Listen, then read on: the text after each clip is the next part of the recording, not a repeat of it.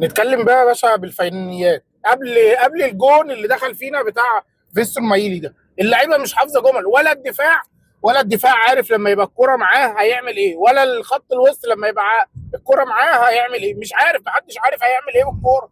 دي مصيبه سوداء، مفيش جمله تكتيكيه واضحه. اللعيبه بتروح ناحيه الجنب. ده احنا ما شطناش كوره على احمد الشناوي، ما شطناش كوره في عز ان احنا الاستحواذ كان بتاعنا من اول الماتش لاخره لغايه الدقيقه 70 لغايه ما دخل فينا الجول ده. بعدين انت دلوقتي عايز تكسب عايز تكسب بيراميدز، هتكسبها ازاي؟ يا باشا ما يجيش فيا جول عشان اعرف اكسب، ما يجيش فيا جول. انت مش قادر يا عم، انت امكانياتك اللعيبه ميته، عندك كاوتش مفسي، ثلاث فرد نايمين منهم اتنين انت حاططهم بره. تريزيجيه بس اللي هيلعب لوحده. هيلعب مع مين؟ وياسر ابراهيم واسمه ايه ده، وياسين مرعي، الاثنين ورا. يا جدعان انا ما اعرفش بيعملوا ايه، الركب بتخبط في بعضها. الكرة الثانية ما بنعرفش ناخد الكرة الثانية، هناخد الكرة ازاي؟ وبعدين انت دلوقتي بترجع الكرة لحارس المرمى ليه لما انت مش هتلعب على الارض وتحضر على الارض؟ حارس المرمى بيدي الكرة للمدافع علشان المدافع يعملها طويلة فتترد من نص الملعب فترجع علينا بانفراد او ياخدها بيراميدز. نص الملعب لما بيمسك الكرة بيلعب الكرة طويلة، بيدور على تريزيجيه فين ويجريه. مفيش حد بيعمل ثرو، ما عندكش بلاي ميكر. وما انت معقد امام ليه؟ وما انت كنت يعني انت كنت حاطط في دماغك تكسب الماتش ده ازاي؟ الزمالك كسب بيراميدز، فضل مدافع مدافع مدافع، واقف تكتيكي صح.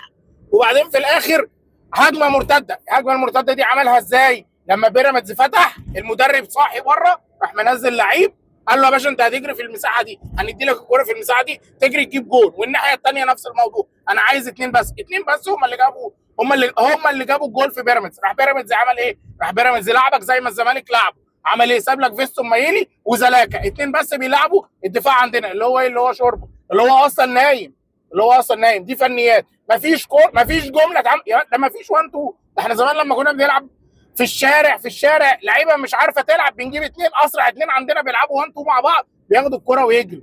انت حتى الكلام ده مش عارف تعمله على الخط، ولا مع تريزيجيه ومحمد هاني، ولا مع اسمه ايه ده، طاهر محمد طاهر وكوكا. ما شاء الله اللعيبه بتمسك الكره مش عارفه هتباصي لمين. فنيا التقييمات بتاعت اللعيبه فنيا مش موجوده. مفيش تكتيكات. اللعيبه دي هتتعلمها منين؟ التكتيك والفنيات دي والكره والجمل وروح وهات. هي جمله واحده بس اللي الراجل ده محفظها للعيبه. احنا هنعمل 1 2 مع محمد هاني مع اسمه ايه ده، مع طاهر، ونرفع الكره لتريزيجيه الناحيه الثانيه. طب هي الكره جت ومع تريزيجيه ما عرفش يجيبها، لبسنا جولين احنا.